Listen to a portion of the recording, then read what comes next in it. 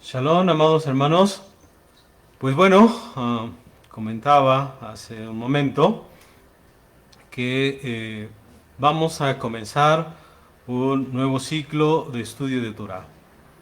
Y como siempre que comenzamos, pues la idea es esforzarnos. La idea es, a partir de esta semana, esforzarnos para poder estudiar la parashá de la semana, para captar los mensajes.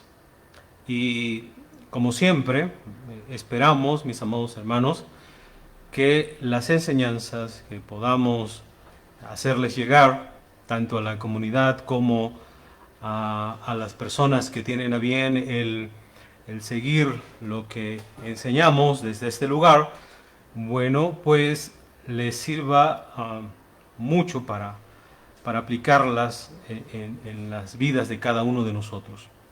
Porque esa es la intención, ese es el propósito. No buscamos otra intención, otro propósito más que lo que dijo nuestro Ribi y Yehoshua, que escudriñemos las escrituras, la Torá, los profetas, los Ketuvim, eh, porque en ella se encuentra la vida eterna. Así que la vida con sentido, el que podamos vivir en este lugar teniendo un propósito, una meta. Recordemos que si esto no es así, si la persona vive en este mundo sin meta, sin propósito, pues entonces realmente no está viviendo. Así que espero, mis amados hermanos, que tengamos un buen ciclo de estudio de Torah. Por ello los invito a que semana con semana estudiemos la Parashá, estudiemos, mis amados hermanos, los escritos de nuestro Rabbi Yehoshua, pues para poder llenarnos del conocimiento y así aplicarlo a nuestra vida. Pues bien, vamos a empezar ya con el estudio.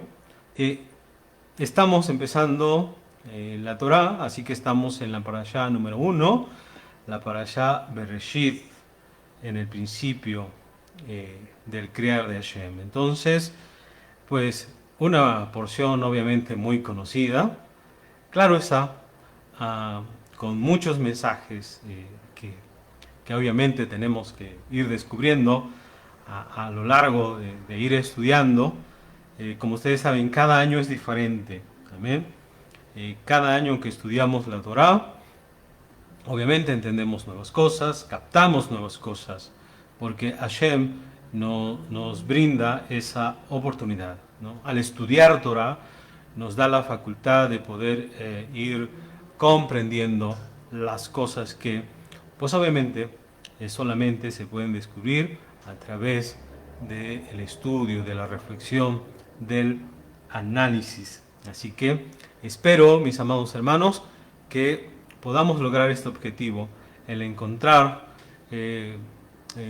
nuevas ideas, nuevos mensajes para nosotros. Amén. Pues vamos a empezar con el estudio. Miren, como ustedes pueden ver, vamos a estudiar el capítulo 3 de Bereshit. Obviamente les señalo que este capítulo, pues obviamente es complicado, es difícil. Hay cosas que muchas veces no hemos tocado. Hoy vamos a tratar de tocarlas. De todas maneras, entiendo que muy posiblemente no podamos explicarlo todo, ¿verdad? Ya habrá nuevas ocasiones en que podamos hacerlo. Vamos a dar un panorama, diríamos, no tan profundo de este capítulo, pero vamos a tratar de qué trata este capítulo 3 del libro de Bereshit. Amén. Así que les pido que tengan sus escrituras a la mano para que podamos comenzar con nuestro estudio. Bueno, pues en el nombre de nuestro Ribi, por sus méritos, que nos asista para que podamos explicar correctamente la Torah de Hashem. Eh, entonces vamos al capítulo 3. Lo primero, mis amados hermanos, que vamos a hacer es leer el capítulo 3. ¿De acuerdo? Tengo aquí una versión que no es, obviamente, la Reina Valera, este, pero si ustedes tienen la Reina Valera, van a poder leerla como siempre. ¿De acuerdo? Bien, dice así la Torá. Capítulo 3 de Génesis, Bereshit, dice: Empero la serpiente era el más astuto de todos los animales del campo que había hecho Adonai, Elohim. Dijo a la mujer: ¿acaso dijo Elohim, no coman de ningún árbol del huerto? Dijo la mujer a la serpiente: del fruto de los árboles del huerto podemos comer. Sin embargo, del fruto del árbol que está en medio del huerto, ha dicho Elohim, no coman de él y no lo toquen, no sea que mueran. Dijo la serpiente a la mujer: morir no habrán de morir, pues Elohim sabe que tan pronto como coman de él, se develarán sus ojos y serán como Dios, conocedores del bien y del mal. Y vio la mujer que era agradable el árbol para comer, y que era codiciable para los ojos, y deseable el árbol para discernir, tomó de su fruto y comió. Develáronse los ojos, y comió y dio también a su esposo con ella, y éste comió. Develáronse los ojos de ambos y percibieron que estaban desnudos. Cosieron hojas de higuera y se hicieron ceñidores. Mas escucharon la voz de Adonai Elohim que se extendía por el huerto, cuando declinaba el día, y se escondió el hombre y su mujer ante la presencia de Adonai Elohim entre los árboles del huerto. Llamó Adonai Elohim al hombre y le dijo: ¿dónde estás? Dijo él: tu voz he oído en el huerto, temí, ya que estoy desnudo, y me escondí. Dijo: ¿quién te previno que estás desnudo? ¿Habrás comido del árbol que te ordené no comer de él? Dijo el hombre: la mujer que pusiste junto a mí, ella me dio del fruto del árbol y comí. Dijo Adonai Elohim a la mujer: ¿qué es esto que has hecho? Dijo la mujer: la serpiente me incitó y comí. Dijo Adonai Elohim a la serpiente: ¿por qué has hecho esto? Maldita serás de entre todos los animales y entre todas las fieras del campo. Sobre tu vientre te arrastrarás y polvo comerás todos los días de tu vida. Y enemistad pondré entre ti y la mujer, y entre tu prole y su descendencia. El hombre te aplastará la cabeza y tú le morderás el calcañar.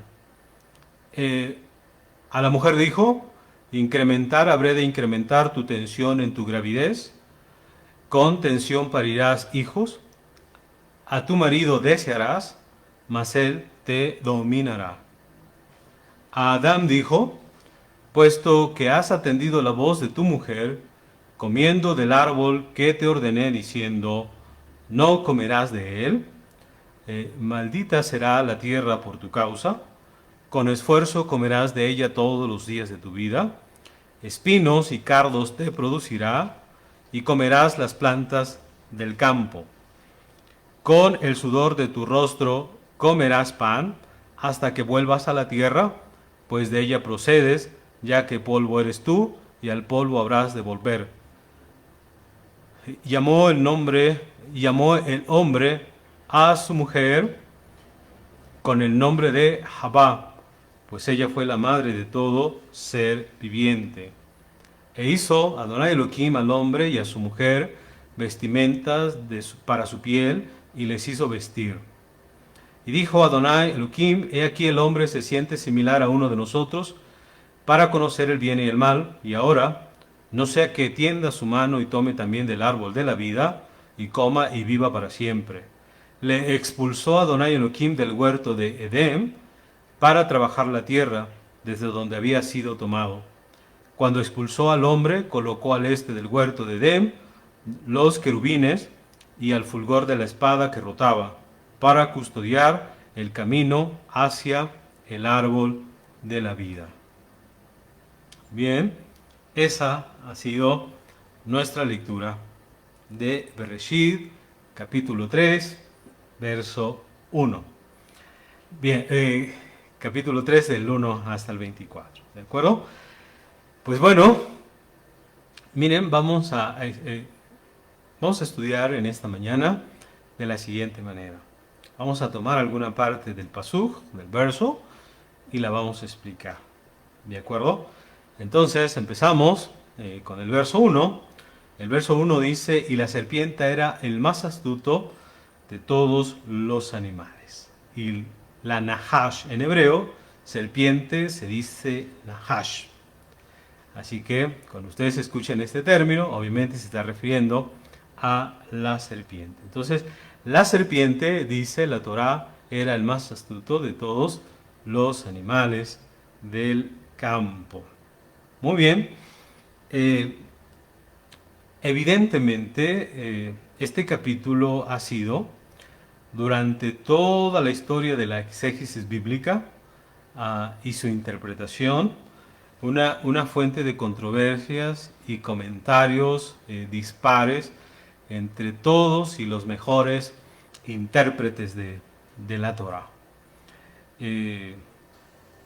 Bueno, esto que estoy señalando, lo he tomado de un comentario de esta persona, ¿cómo se llama? A Marcus Eric, ¿de acuerdo? Bien, entonces, fíjense que se han sugerido distintos caminos de interpretación al respecto. Esto es, ¿quién es este ser que aparece aquí en el capítulo 3? Que obviamente, pues, la Nahash, la serpiente, ¿quién es?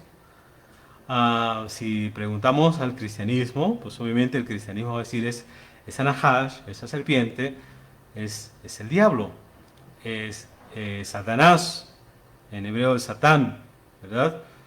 Pero obviamente el capítulo no dice que la Nahash sea el diablo, sea el Satán. ¿Amén?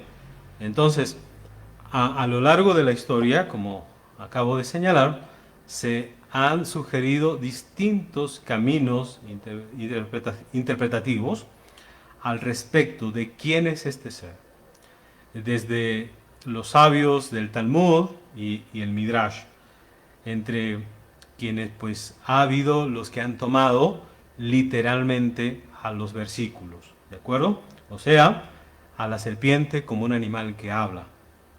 O hasta los exégetas judeo-españoles que han querido ver en este capítulo solo símbolos y alegorías, ¿de acuerdo?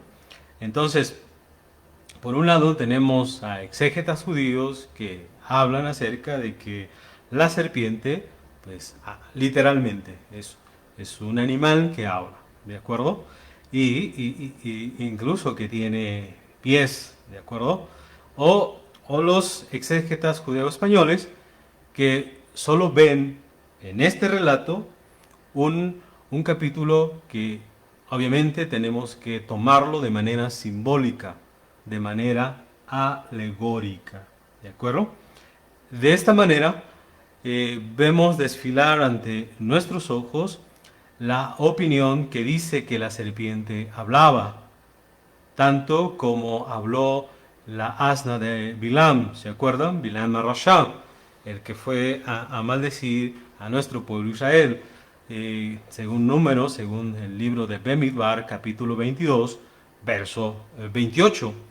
Entonces, para algunos, la Nahash hablaba como, en este caso, habló la burra de Bilam. Esta opinión será sustentada, será compartida, ¿verdad?, más tarde por el mismo Ibn Ezra, ¿no?, uno de los grandes rabinos, Ibn Ezra. Sin embargo, tenemos a Seforno, también comentarista de la escritura, Seforno, siguiendo una opinión del Talmud, quiere ver en la serpiente, en la Nahash, al Yetzer Hara. O sea, para Seforno, la Nahash, la serpiente que está allí, que habla con Jabá, es el Yetzer Hara. Esto es el impulso del mal que está en el ser humano, en toda persona. El impulso del mal, el mal instinto, los malos pensamientos, ¿de acuerdo?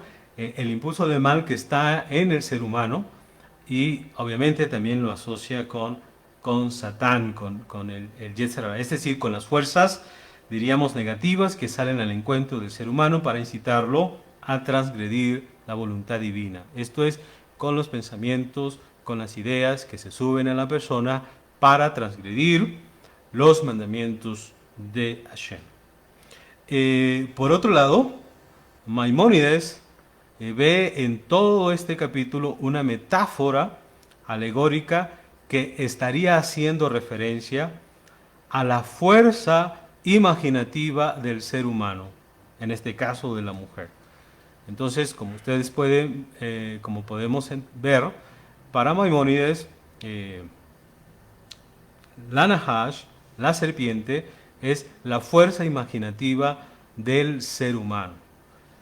Ustedes saben, cuando la persona quiere transgredir, cuando la persona quiere hacer algo, obviamente primero se lo imagina, obviamente primero piensa, se imagina cómo será cumplir aquello que quiere hacer. Entonces, la fuerza imaginativa del ser humano.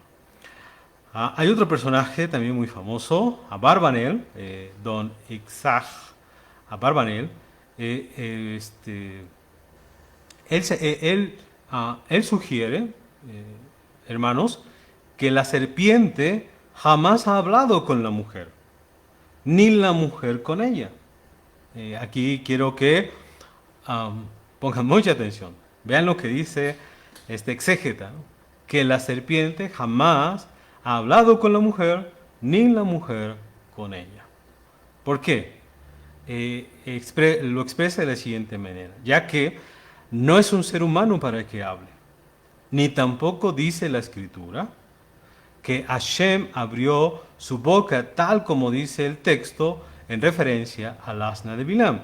Ustedes sabrán que con referencia al texto de al asna de Bilam, el texto señala que Hashem abrió la boca del asno y habló. Entonces dice Abarbanel, dice, en este caso no vemos que Hashem haya abierto la boca a la Nahash. Dice, pues la serpiente no hablaba del todo, ni en forma natural, ni sobrenatural. Pero el asunto es que ella vio a la serpiente que subía al árbol del conocimiento vez tras vez, una y otra vez, y no moría, ni le ocurría daño alguno.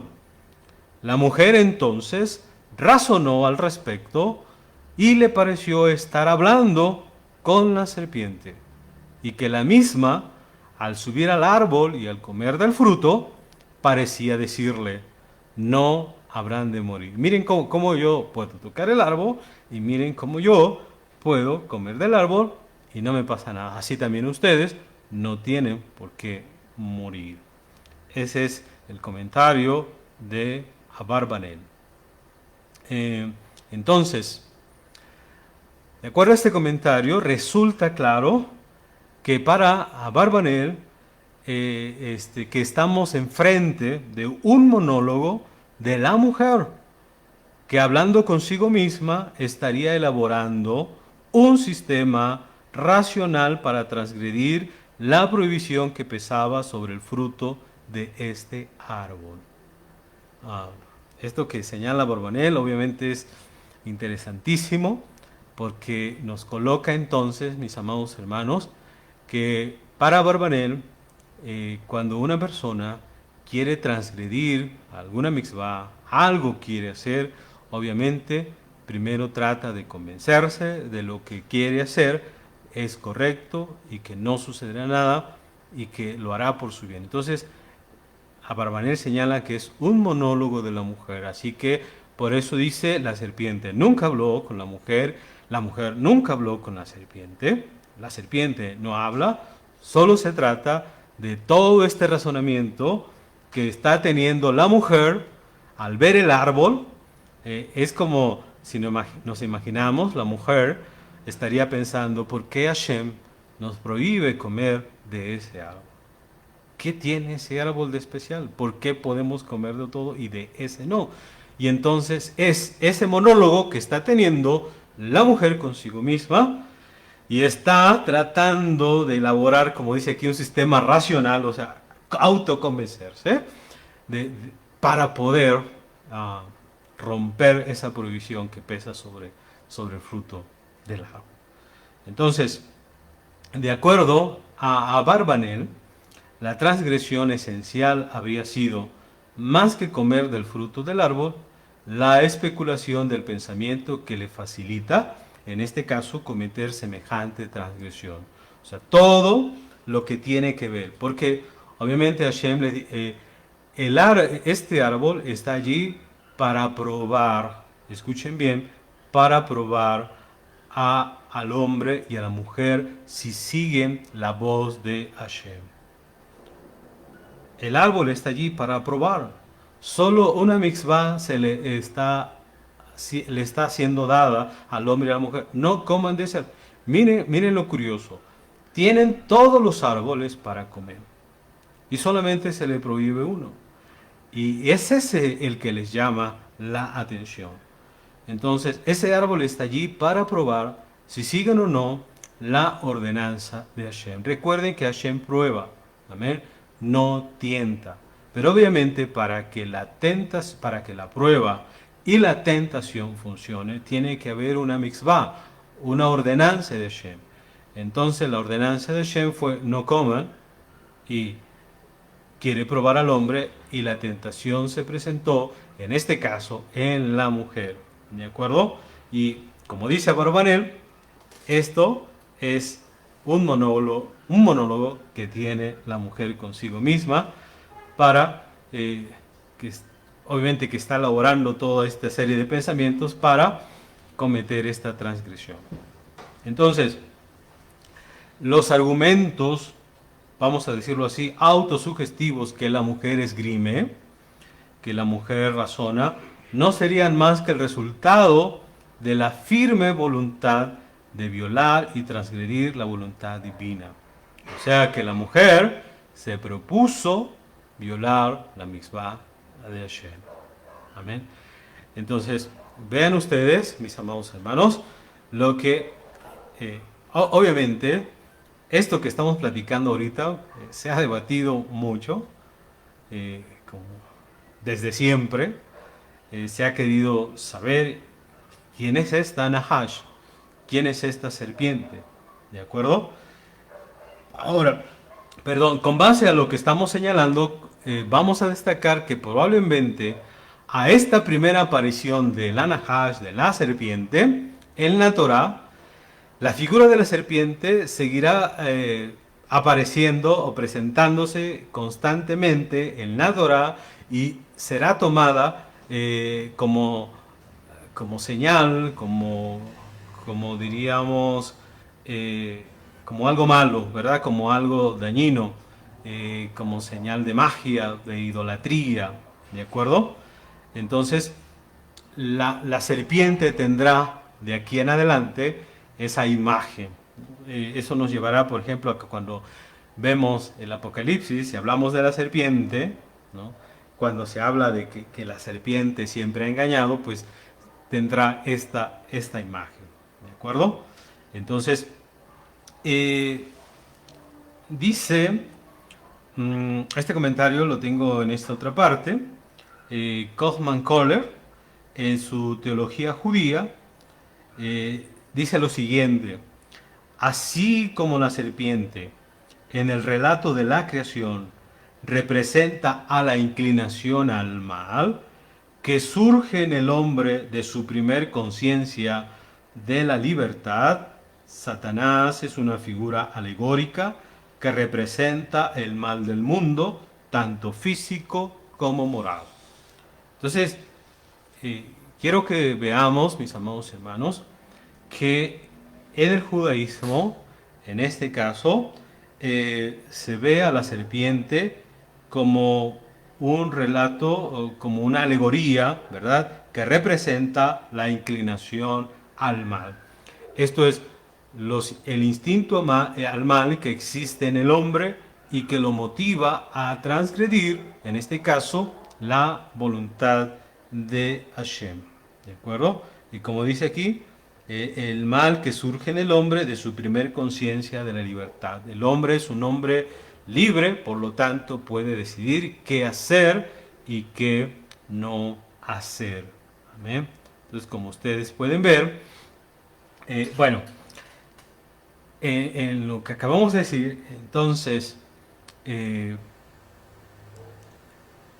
pueden ustedes notar que ha habido discusión de quién es la Nahash. Entonces, para unos es un animal que tenía la facultad de hablar, inclusive de pararse, que tenía pies, pero para otros solamente es una representación alegórica del Yetzer Hara, de la mala inclinación que existe en toda persona, y que ese Yetzer Hara es el que nos hace pensar, meditar,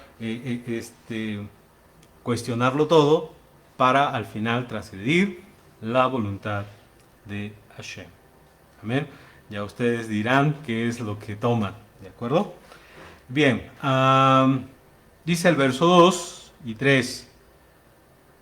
Y dijo la mujer a la serpiente: del fruto de los árboles del huerto podemos comer.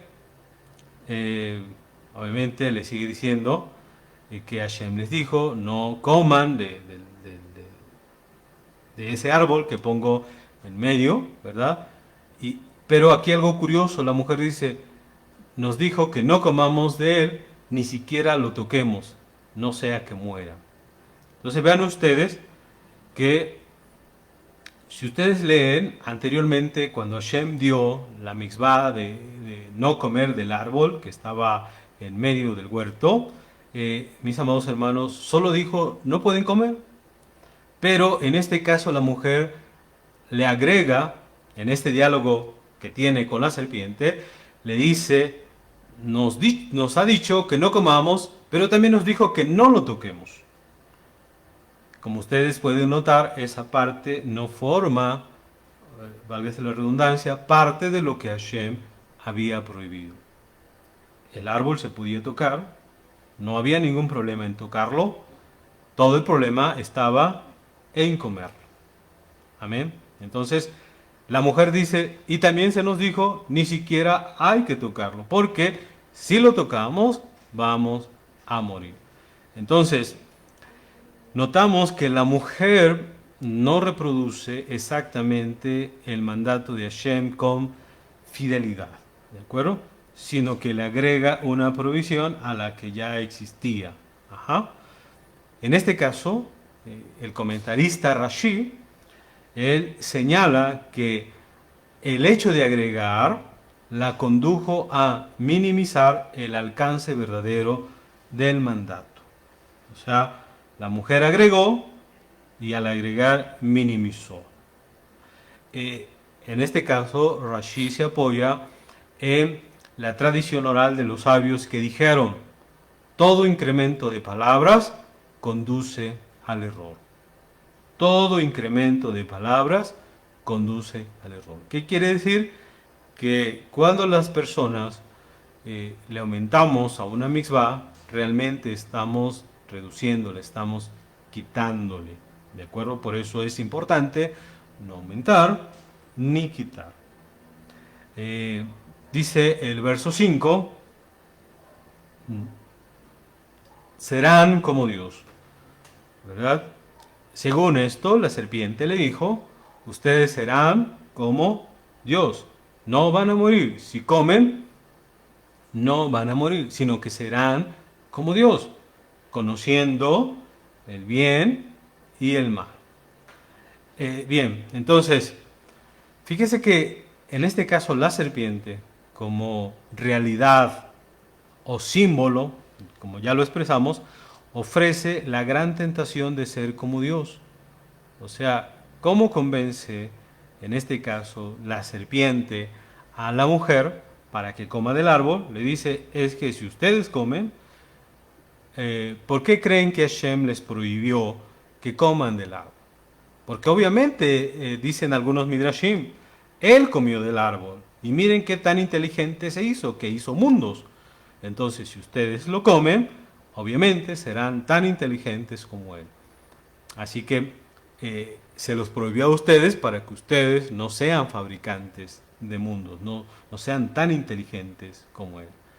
Entonces, eh, algunos señalan que a esto se refiere eh, la serpiente cuando le dijo serán como Dios.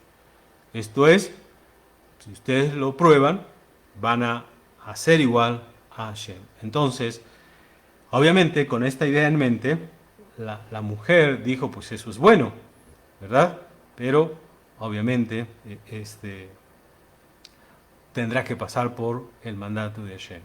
Ahora, estamos diciendo que como símbolo o realidad, la serpiente ofrece, pues, obviamente, esta idea de ser como Dios. Ahora, seguramente aparenta ser un concepto pagano. Fíjense, donde se confunde la relación entre creador y creado, dominando generalmente el hombre a sus ídolos, a sus dioses, vamos a decirlo así, y sometiéndolos a su propia voluntad para responder a sus delirios de grandeza y de dominio. ¿Por qué? Pues porque obviamente, mis amados hermanos, el hombre se enseñorea de sus ídolos. ¿Amén? No son los ídolos quien se enseñorea del hombre. Entonces, la Torá lo que va a pedir, por ejemplo, en el libro de Vaikra, en el capítulo 19, verso 2, será que el hombre debe imitar los atributos de Hashem. Ajá. ¿Cuáles son estos atributos que el hombre debe imitar? Pues son, por ejemplo, la santidad, eh, eh, debe buscar ser santo, para que la vida que la persona lleve, obviamente, la viva consagrada al Todopoderoso. ¿De acuerdo? También la Torá, en otros textos, va a exponer, por ejemplo, nos va a hablar de los 13 principios de misericordia, en donde se va a hablar de clemencia, en donde se va a hablar de bondad, ¿de acuerdo? Entonces, el hombre tiene que vivir de acuerdo a la voluntad de Hashem. Lo que notamos es que normalmente los dioses hacen la voluntad del hombre. Ajá. Entonces, en este sentido, fíjense que la tradición del Talmud dirá, así como él es clemente, tú, hombre, has de serlo también. O sea que nosotros, los hombres, tenemos que imitar a Hashem. Amén. No los dioses tienen que imitarnos a nosotros. Entonces, así, en estas palabras de la serpiente, enfrentando al mandato de Hashem, podemos ver dos concepciones que pues desde siempre han sido antagónicas o que siempre van a estar frente a frente. La monoteísta y la pagana. Dos ideas, el paganismo y la fe monoteísta. ¿De acuerdo?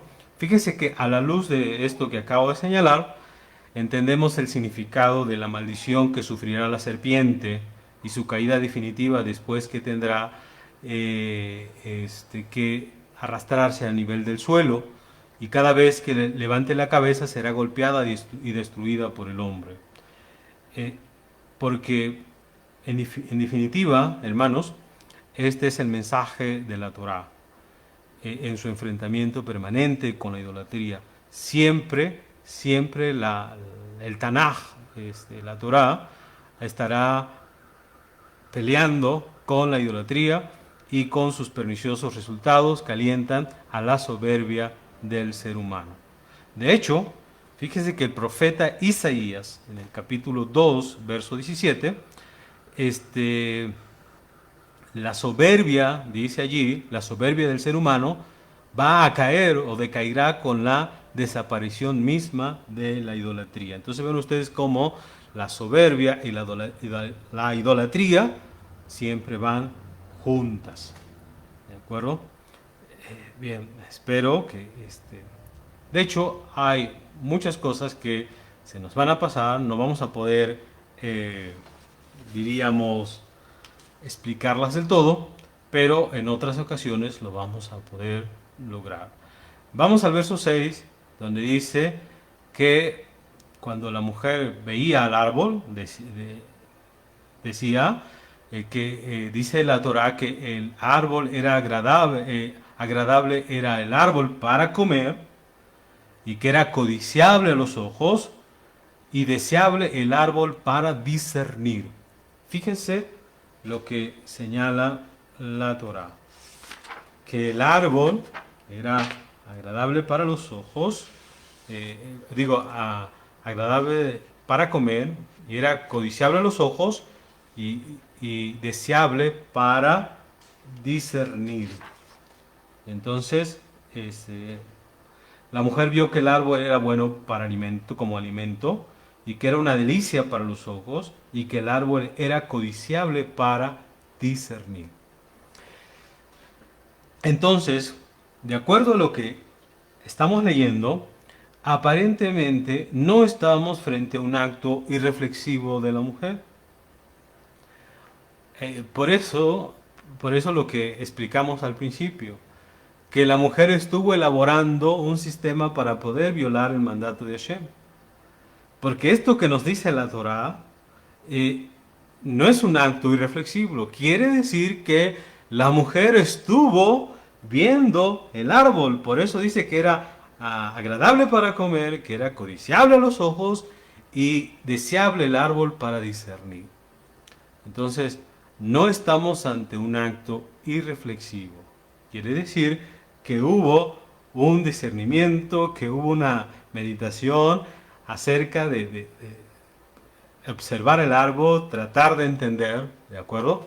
Entonces, la mujer, mis amados hermanos, se siente atraída por el aspecto físico y aún por el incremento aparente de su capacidad racional.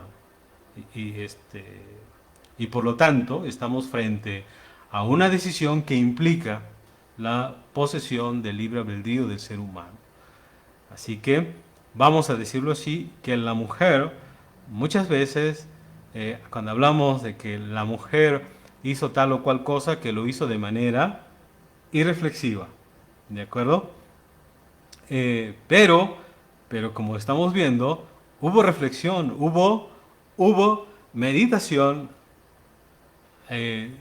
para cometer el acto, ¿no? En este caso, Shaul dirá en una de sus cartas, más temo que como la serpiente engañó a la mujer, así sean engañados y sean corrompidos vuestros sentidos.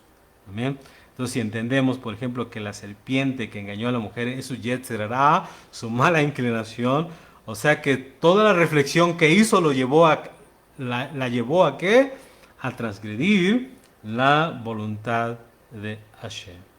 Entonces, ahora, fíjense que los sabios de nuestro pueblo van a ver en este estado, o sea, el de que hay una reflexión antes de cometer el pecado, ellos llaman a este estado la especulación previa a todo acto de transgresión.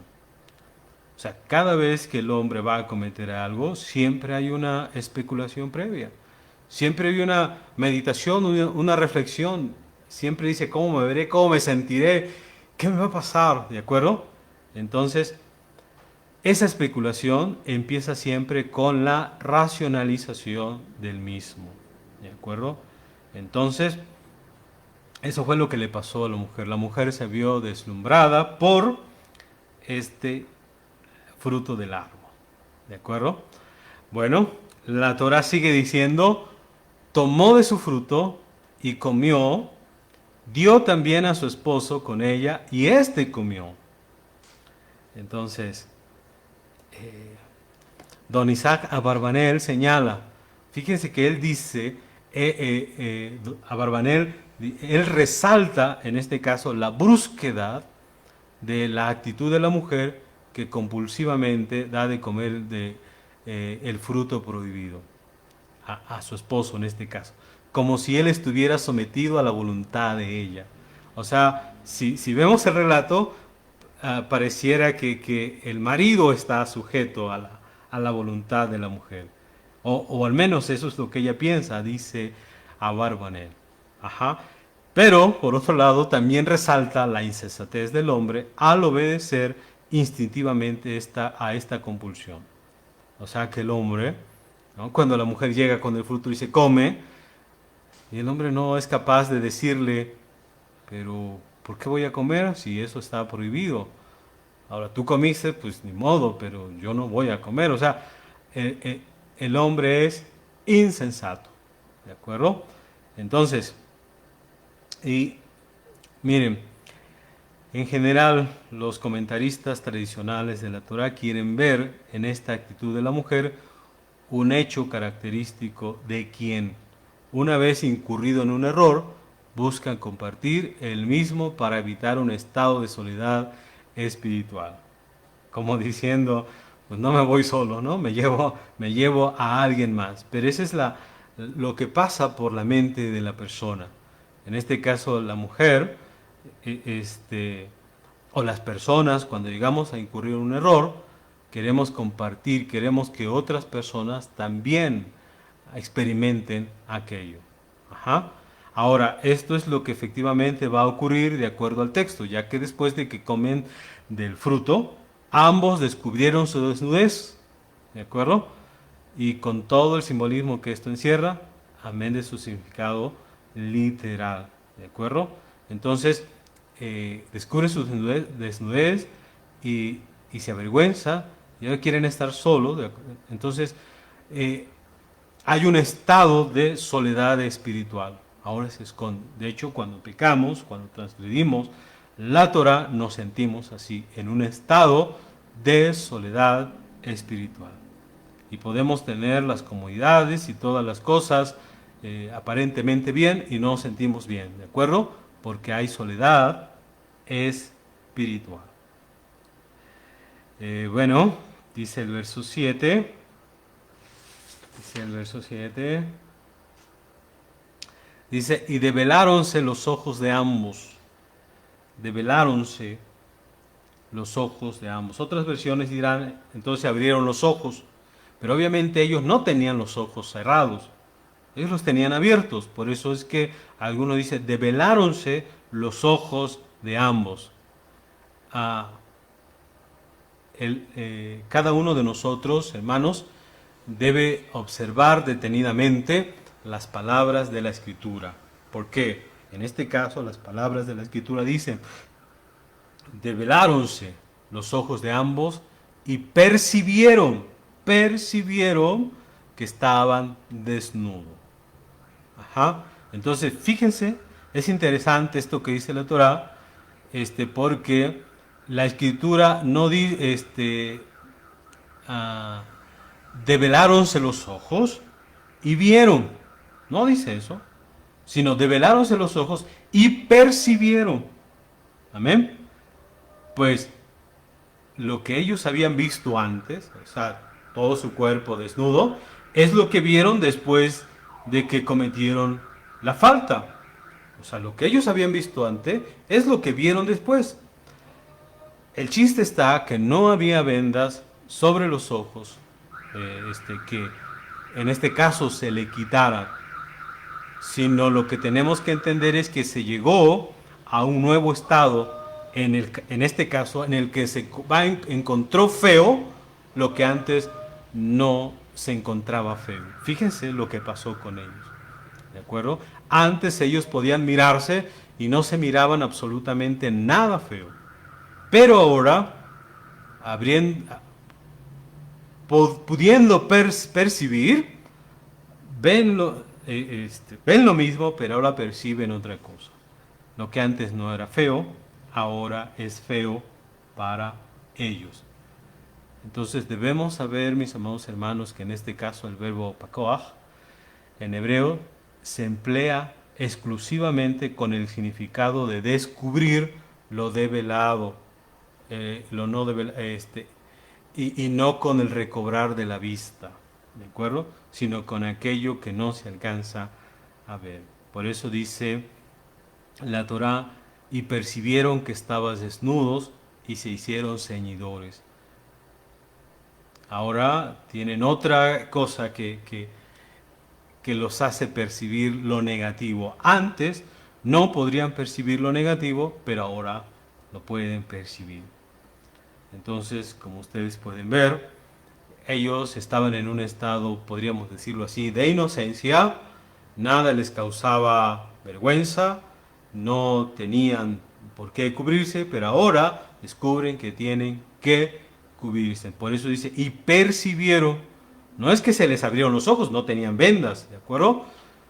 Sino percibieron, quiere decir, en su mente alcanzaron a comprender o a entender, en este caso, lo que hicieron, la falta que cometieron. Y por eso es que, bueno, dice la Torá, percibieron que estaban desnudos y se hicieron ceñidores. Entonces, de acuerdo a lo que hemos comentado hasta ahora acerca de estos versos, ¿verdad? Ambos estaban desnudos, el hombre y la mujer, mas no experimentaban vergüenza. Entonces, veremos, mis amados hermanos, que la transgresión, en este caso, genera la sensación de desnudez, que es la que genera vergüenza en el desnudo, y por eso es que se avergonzaban los dos mutuamente. Este es el comentario que vierte el Or HaHaim. Amén. Entonces, la transgresión genera la sensación de desnudez, que es la que genera vergüenza en el desnudo, y por eso se avergonzaban ahora los dos. Qué triste, ¿no? Pero, pues así es. Fíjense que al final de este tema hay un mensaje maravilloso, no nos vamos a perder, ¿de acuerdo? Pero obviamente lo que le pasó a Adán y a Jabá, de hecho, sigue pasando a muchos de nosotros. Muchas cosas nos tientan, muchas cosas nos llaman la atención, y a pesar de que sabemos que transgredir una de las misbot de Shem nos llevará a nuestra ruina, aún así racionalizamos, pensamos y meditamos para llevar a cabo aquella transgresión. Amén. Y no nos importa, mis amados hermanos, lo que perdamos. Eso es lo triste. Entonces, la transgresión los hace sentirse desnudos. Entonces, es lo que va a generar en ellos, en el hombre y la mujer, vergüenza, temor, y en este caso, pues miren, la necesidad de esconderse. Amén. Y dice allí la Torá que entonces cosieron hojas de higuera. Hojas de higuera, se hicieron delantales para cubrirse, cosieron hojas de higuera. En este caso, fíjense que Rashi, basado en Sanedrín, él dice, o sea, hojas del mismo árbol del cual habían comido su fruto. Ajá. Con la misma cosa que se deterioraron, o deterioraron su conducta, con la misma se repararon. En este caso, para Rashi, él en su comentario deja ver que, aunque no hay una seguridad, deja ver que el árbol del que comieron son higos, ¿no? Ese es el fruto, ¿de acuerdo? Y que con el mismo árbol, con la que deterioraron su conducta, con esa misma se repararon. Entonces, nosotros tenemos que decir que la Torá jamás especifica el nombre del fruto prohibido, ¿de acuerdo? Y muchos comentaristas señalan que no lo especifica para que ninguno diga, mira, o sea, ese es el árbol causante de las gracias del ser humano, ¿de acuerdo? Entonces, obviamente las especulaciones al respecto de qué fruto habría sido, pues son muchas, ¿de acuerdo? Pero no sabemos, de acuerdo a la Torá, qué fruto habría sido. Entonces, Rashi, en este caso, el comentarista, ha optado por una de ellas, en este caso, que es higo, ¿verdad? Especialmente por la moraleja de la misma, por la que la certeza de que antes que, antes que sea, ¿cómo se dice?, algo muy cierto, ¿no? Es nada más por entender que cocieron las hojas de higuera. Ok, bueno, nos vamos al verso 8 y el verso 8 dice, y oyeron la voz del Eterno, Elohim, que se paseaba por el jardín hacia el atardecer, hacia el atardecer. En hebreo, esa frase, hacia el atardecer, se dice, le ruach hayom, le ruach hayom. Ruach es viento, es espíritu, hayom, del día. ¿Y cómo? ¿Y por qué se traduce hacia el atardecer? ¿De acuerdo? Y bueno, Rashi dice, es decir, hacia la dirección donde el sol se había puesto, que es el oeste. Pues al atardecer el sol se halla en el oeste y ellos habían pecado a la 10ª del día. ¿De acuerdo? Entonces cuando ya estaba declinando el día. Entonces, yo aquí tengo, ¿verdad? Que si bien todos los comentaristas tradicionales y modernos han optado por la traducción cuando declina el día o alguna otra similar, cabe preguntar si no se trata de una revelación de Hashem precedida por uno de los elementos. Ustedes recuerden que cuando Hashem se manifiesta, cuando Hashem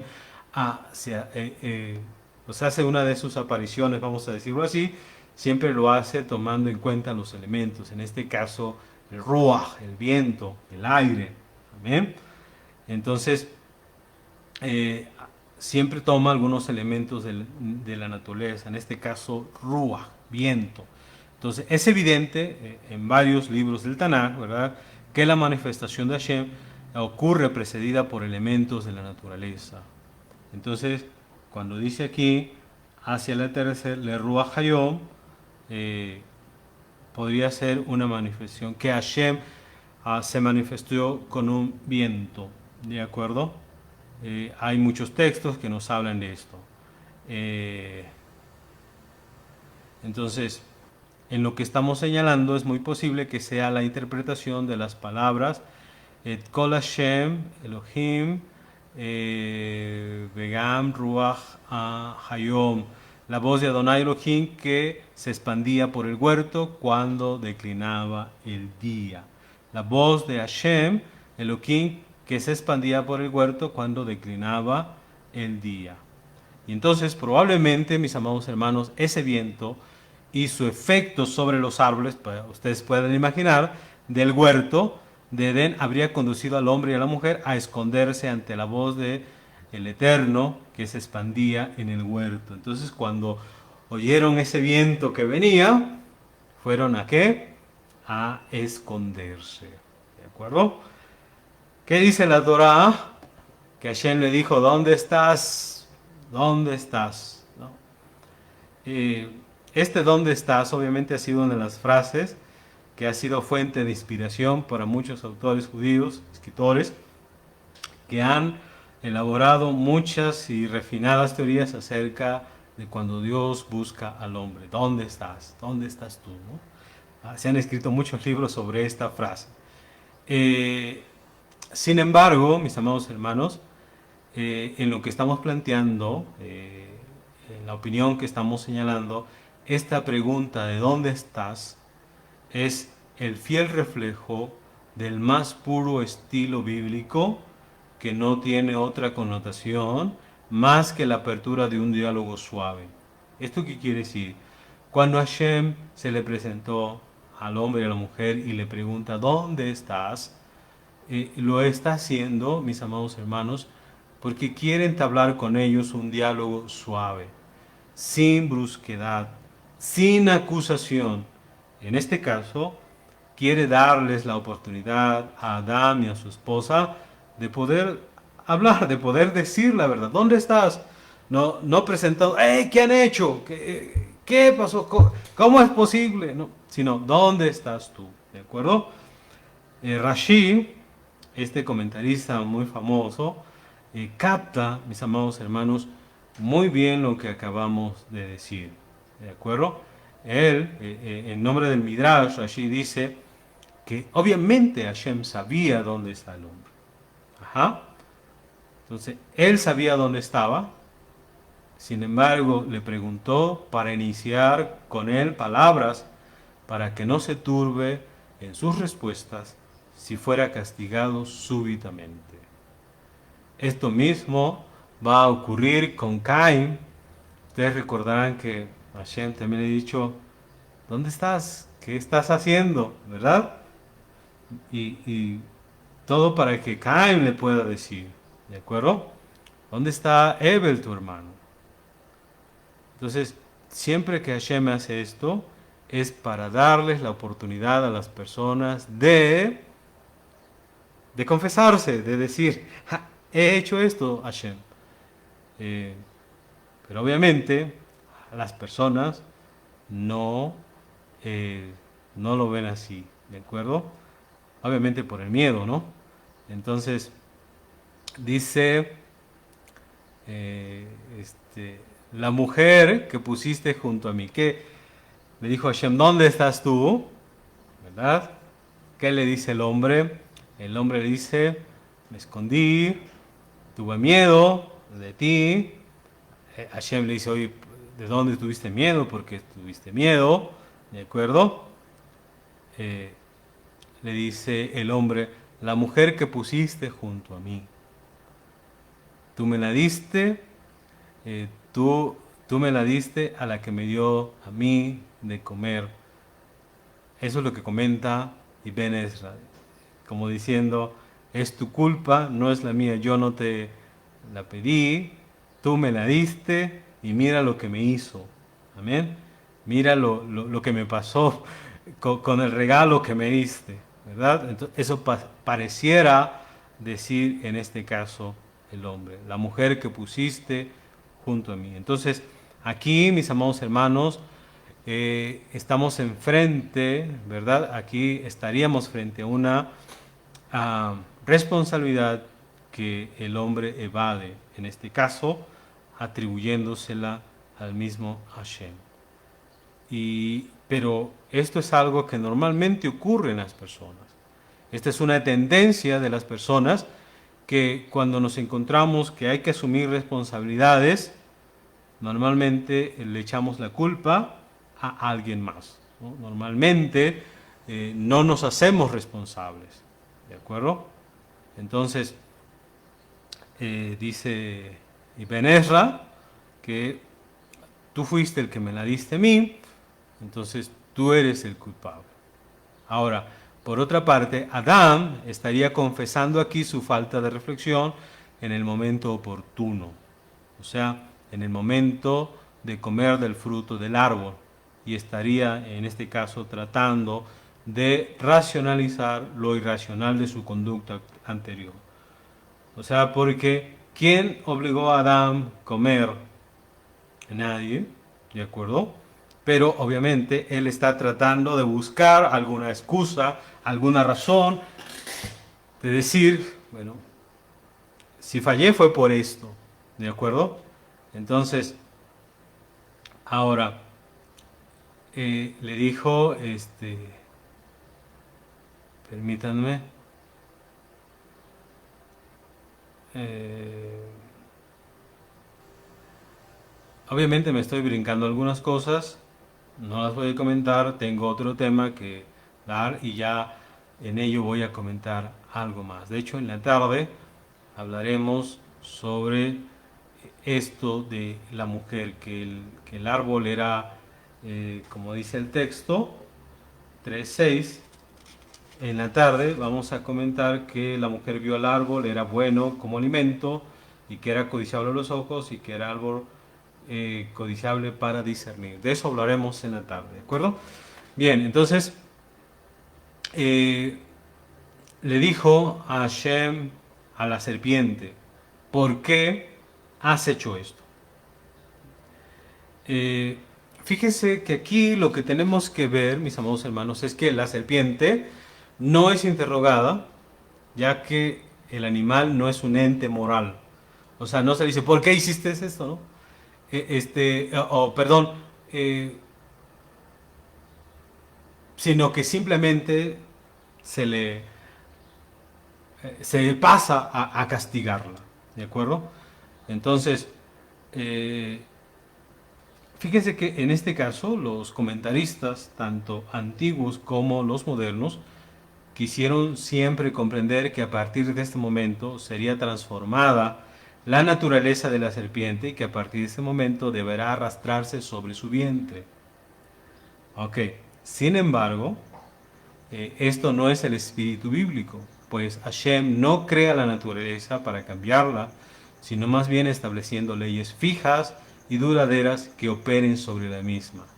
Entonces, con esta idea, el sentido del verso sería que Hashem le recuerda a la serpiente su propia naturaleza y la gratuidad de su acto al incitar a la mujer que no se erguirá, sino que permanecerá arrastrándose sobre la tierra, comiendo del polvo de la misma.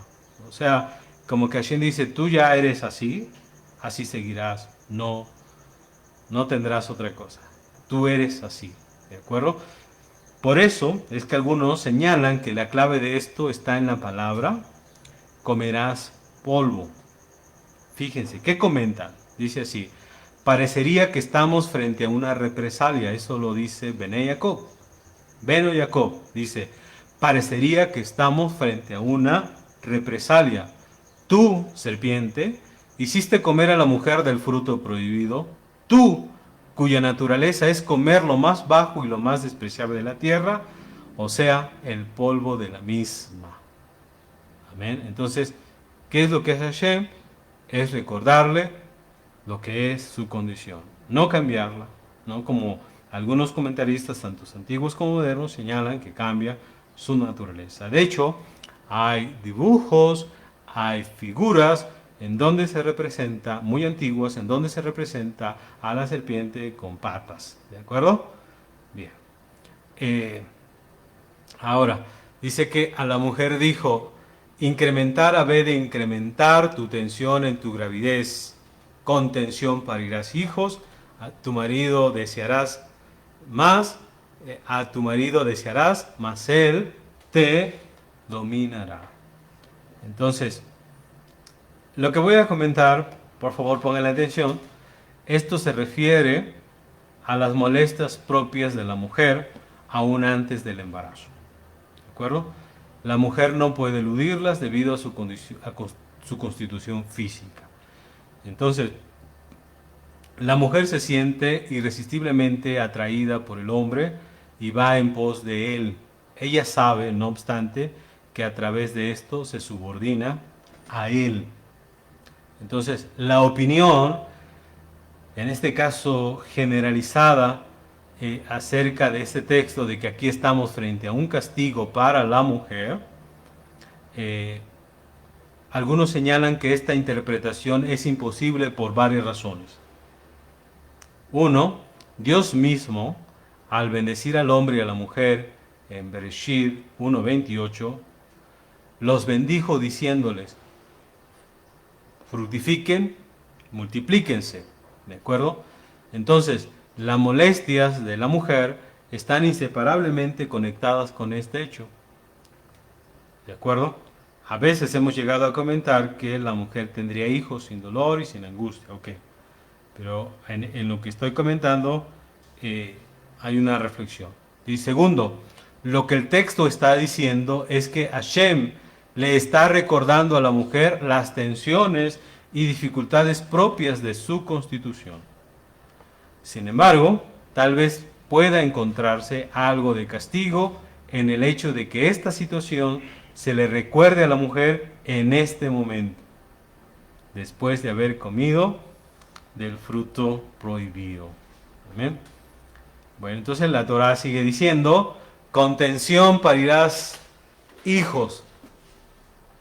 Beno Jacob señala, es un sueño pensar que la mujer creada para tener hijos puedas tenerlos sin ningún tipo de molestia o dificultad.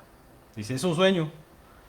Un nuevo hijo, una nueva vida es la bendición más grande que posee el ser humano, por lo tanto debe ser buscado aún a través de un gran dolor y tensión. Okay. Dice, a tu marido desearás, mas él te dominará. Fíjense que el versículo no está hablando con una connotación sociológica, sino más bien con una connotación de la relación hombre-mujer a nivel de su existencia, como entes interdependientes, más con una marcada tendencia a la búsqueda por la mujer del elemento masculino. ¿De acuerdo? Dice, bueno, maldecida será la tierra por tu causa, con esfuerzo comerás de ella todos los días de tu vida.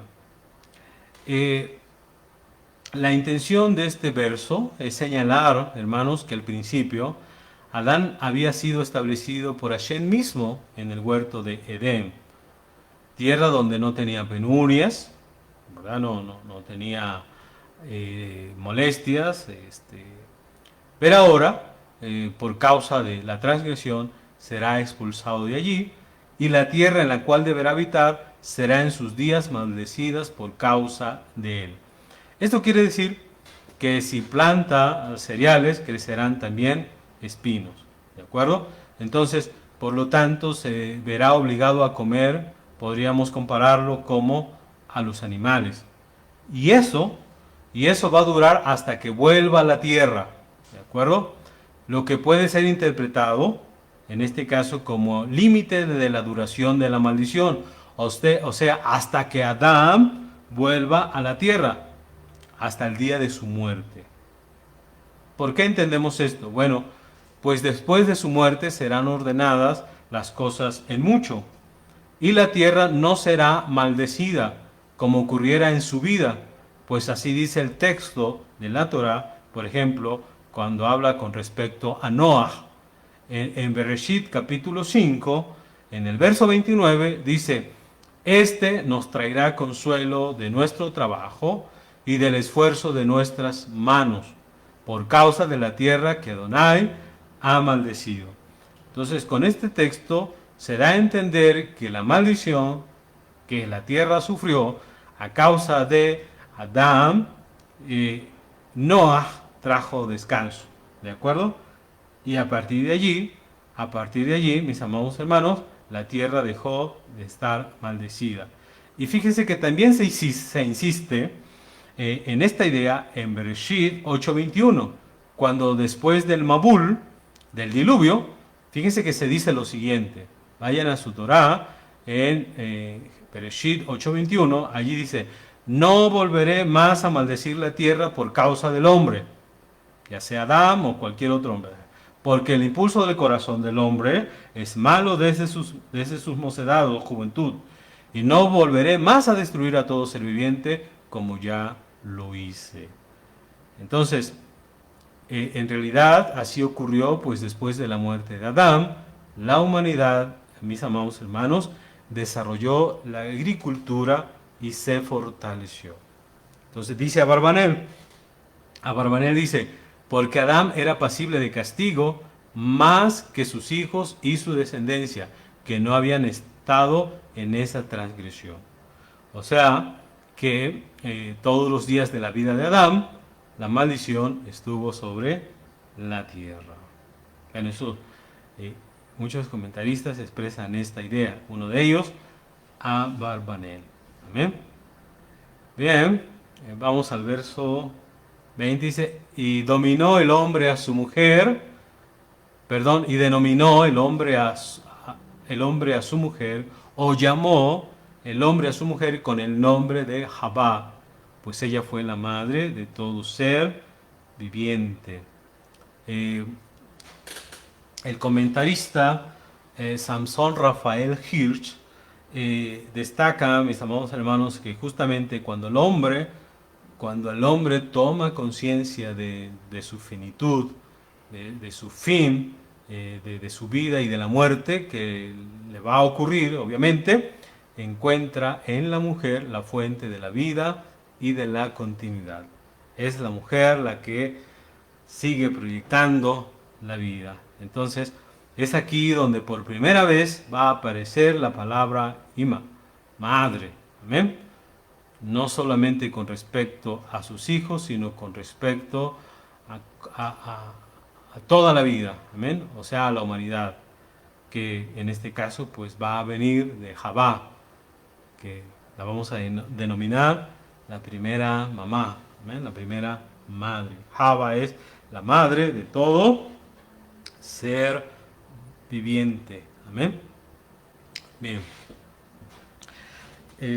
¿Cuánto tiempo llevamos? Déjenme ver. Ok. Creo que llevamos como una hora.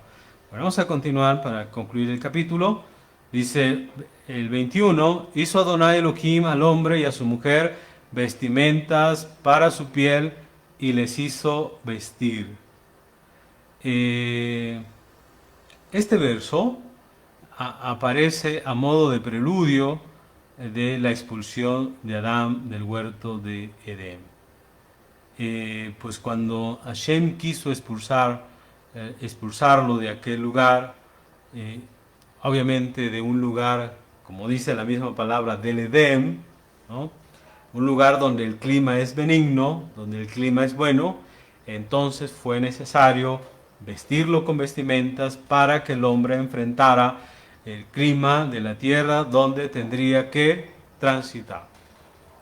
Qué cosa más triste, ¿no? En Edén, Adán, ¿qué clima tendría en Edén? Sería el clima más maravilloso que podría tener. Pero ahora necesita ser vestido, necesita vestimenta, mis amados hermanos, porque a los lugares a donde va, pues no sabemos, ¿verdad?, qué clima le corresponda tener. Entonces vean ustedes. Y fíjense que aun siendo esto una obra humana, ¿no?, cual el hecho de confeccionar ropa, en este caso está atribuida a Shem, para hacernos saber, fíjense, para hacernos saber que el hombre en sus primeros pasos hacia el dominio de las cosas, podríamos decir materiales, no estaba perfeccionado, pues él que hizo, solamente se había cubierto con hojas de higuera, ¿ya? Se había ceñido con hojas de higuera. Entonces, es Hashem, mis amados hermanos, en que le enseña que puede mejorar las cosas. Ahora, Abarbanel comenta que probablemente estas túnicas hayan sido las pieles de animales que murieron, lo que le recordará también, en este caso, a Adán y a Jabá, a su mujer, su condición de mortales. O sea, que entenderían, bueno, si esos animales murieron, nosotros también lo vamos a hacer. Amén. Por eso fíjense que en el Sidurim, en el Sidur, de las oraciones diarias de nuestro pueblo Israel, que cada mañana se pronuncia, figura una bendición que dice que bendito eres tú Hashem, que proporcionas vestimenta a los que carecen de ella. ¿Quién es el que proporciona la vestimenta? Es Hashem. Entonces, muy posiblemente esta bendición aparezca en el Sidur o aquí como un eco de la misericordia. Escuchen bien, la misericordia que tiene Hashem con el ser humano al ofrecerle vestimenta para su piel. Ajá. Entonces, esto también se puede interpretar como una alegoría de una protección divina para los seres humanos. Y, y de aquí, de esta idea, o de esto, surge la idea, mis amados hermanos, de forma manifiesta de algo que en nuestro pueblo Israel se llama Gemilut Hasadim. Amén. La benevolencia que practica o que se practica entre Hashem y el hombre, pero que obviamente se tiene que practicar o tiene que ser imitada hasta convertirse, ¿verdad?, en una práctica entre el hombre y su semejante, Gemilut Hasadim, ¿de acuerdo? Practicar la benevolencia, practicar el ayudar a otros, ¿de acuerdo? Ok. 22. He aquí que el hombre se siente similar a uno de nosotros para conocer el bien y el mal. Muchos comentaristas dicen que el verdadero significado de este pasuk está sumido en las tinieblas. O sea, que por mucho que luego se llega a buscar su significado, pues siempre queda uno más sumido en preguntas que en respuestas, ¿de acuerdo? Entonces, para algunos hermanos, he aquí que el hombre es como uno de nosotros y ya conoce el bien y el mal. Para algunos lo más apropiado es entender esta expresión o resumir esto a lo que dice el verso en el Salmo 49, verso 21, que dice, fíjense lo que dice, el hombre en el esplendor no puede pernoctar. El hombre en el esplendor, en la luz, no puede estar, ya que se asemeja a las bestias, es similar a ellas. O sea, que no puede alcanzar, ¿de acuerdo? No, ¿cómo va a ser? ¿Cómo va a ser igual a Hashem si es similar a las bestias? Es igual a ellas. No puede. Ajá. Entonces, lo que queremos decir, en otras palabras, Adán, hermanos, creado de la tierra, fíjense. ¿Cómo va a parecerse a Hashem? Creado de la tierra. ¿Dónde fue creado? Fuera del huerto de Edén.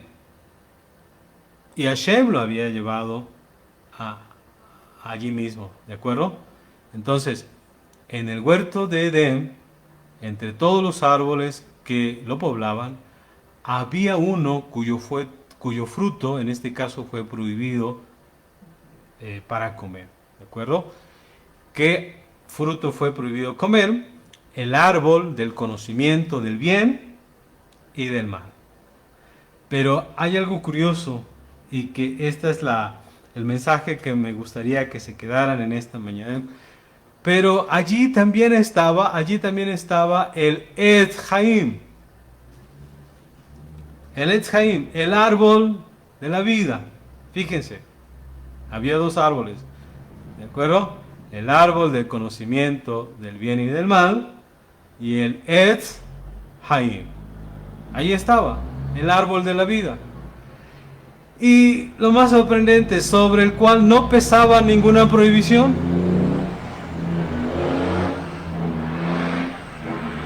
No, Hashem no dijo nada sobre él. No había prohibición sobre este árbol. ¿Y qué pasó? No llamó la atención ni de Adán ni de su mujer. ¿No? En lo que hemos visto del relato y lo que sabemos está el árbol del conocimiento del bien y del mal y está el árbol de la vida. ¿Cuál es el que le llamó la atención? El árbol del conocimiento del bien y del mal. Y el árbol de la vida, el Etz Haim, ¿qué pasó con él? Sobre él no pesa ninguna prohibición y no llamó la atención de nuestros padres Adán y Jabá, ¿verdad? De lo cual, si hubiese llamado la atención de Adán y Jabá, pues hubiesen querido probar, hubiesen querido tenerlo. Ajá. Entonces,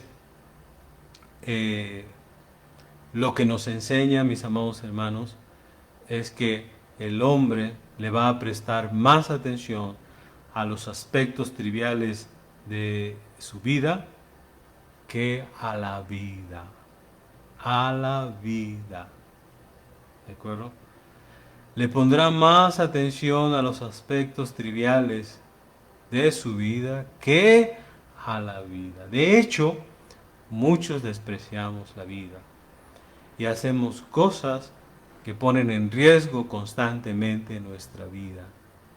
Por vivir un momento, por sentir la adrenalina un momento, entonces no le ponemos atención a la vida. Y ahí estaba el Etz Haim, el árbol de la vida. ¿De acuerdo? Entonces, el Etz Haim, el árbol de la vida, le habría dado la dimensión de eternidad. a Adán y a Jabá. Pero ni siquiera lo intenta, ya que en este caso se ven encandilados con el esplendor del conocimiento. En este caso del bien y del mal, fíjense. Del bien y... ¿Qué quería saber? ¿Qué era lo bueno y lo malo? Ajá. Entonces, creo, mis amados hermanos, que el mensaje de este pasuk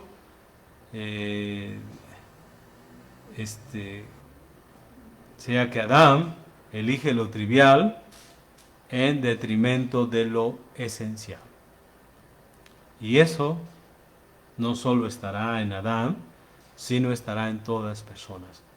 Normalmente las personas elegimos lo fútil, lo efímero, antes que lo esencial. No buscamos lo trivial y no lo esencial. Por eso, en este caso, la primera prueba a la cual sometido su libre albedrío fracasó. Adán, con su libre albedrío, por el cual sería la imagen de Hashem, que puede decidir, que puede buscar, ha fracasado. Entonces, como consecuencia de este fracaso, entonces pierde la opción de comer del Etz Haim, del árbol de la vida. Ajá. Obviamente la consecuencia será que deberá salir del huerto de Edén y volver a la tierra de donde había sido tomado, fíjense. Ahora sí que perder la vida y volver al lugar donde había sido tomado, donde puede volver al polvo, ¿de acuerdo? Y en este caso entonces enfrentar los resultados de su propia decisión y allí, hermanos, deberá no conocer el bien y el mal en un plano teórico, sino enfrentar ambos. Eso significa que en el Edén pudo haber conocido tanto el bien como el mal, pero ahora va a conocer de verdad el bien y el mal, hermanos, fuera de ese ámbito tan maravilloso. ¿De acuerdo? Ahora tendrá que enfrentar la maldad. Por eso es que cuando son expulsados, miren, salen sus dos hijos y uno de ellos mata a uno. Ah, tremendo, ¿no? Uno de ellos mata al otro hijo. ¿Qué habrá sentido Adán? ¿Qué habrá pasado? Eso lo va a tener que experimentar. ¿Amén? Entonces, esta lucha, hermanos, parece continuar permanentemente en los seres humanos.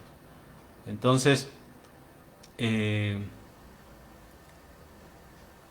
huerto de Edén hasta aquí ha sido perdido y sus accesos ahora están custodiados, ¿verdad?, por Malachim y por la espada que rota, por la espada que da vueltas. Entonces, a partir de este momento, Adán, el ideal desaparece y la Torá seguirá los pasos de Adán, real en sus tropiezos y aciertos. Dice el verso 23, le expulsó Adonai Elohim del huerto de Edén. La raíz Shalach, o Shin Lamed Het, seguida en este caso del prefijo como figura en nuestro versículo, está en el significado de expulsión y no con el significado de enviar, como comúnmente se traduce según Ibn Ezra. Amén. Entonces el hombre ha sido expulsado, o sea, no enviado, no, porque algunas Biblias traducen fue enviado, no, expulsado, sacado, ¿de acuerdo? Dice acá, colocó al este del huerto de Edén los querubines al fulgor de la espada que rotaba.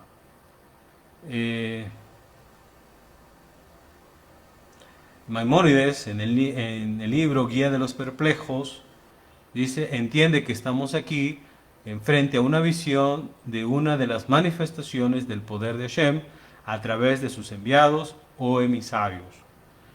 En este caso, por ejemplo, el Salmo 104 dice, que leemos cada Rosh Hodesh, dice, él hace de los vientos sus mensajeros, los fulgores del fuego son sus emisarios, son sus ministros. Ajá. Entonces, en cuanto a los querubines, Maimónides también comenta, basado en los escritos anteriores a él, que estos eran con rostros de jóvenes. Ajá. Bueno, ya ustedes saben que en otros lugares encontramos a los querubines, como en el Arca de la Alianza. Dice aquí, cuando expulsó al hombre, para que no vuelva allí más, ni él, ni su descendencia. Eso es lo que comenta ese forno. Amén. Entonces, de acuerdo a este comentarista, el Edén ha sido definitivamente perdido para Adán y su descendencia. Pues bueno, vamos a dejar hasta aquí el estudio de este capítulo 3. Pues espero, mis amados hermanos, que el estudio nos sirva y nos motive a seguir analizando, a seguir revisando. Hay muchas cosas que estudiar, muchas cosas que analizar. De hecho, apenas estamos adentrándonos en el conocimiento de la Torá. Hay muchas ideas que hay que meditar, que hay que reflexionar, y espero que así sea. Hashem les bendiga enormemente. En el nombre de nuestro Mashiach Yeshua, tengamos un Shabbat de paz. Shabbat Shalom, amados hermanos.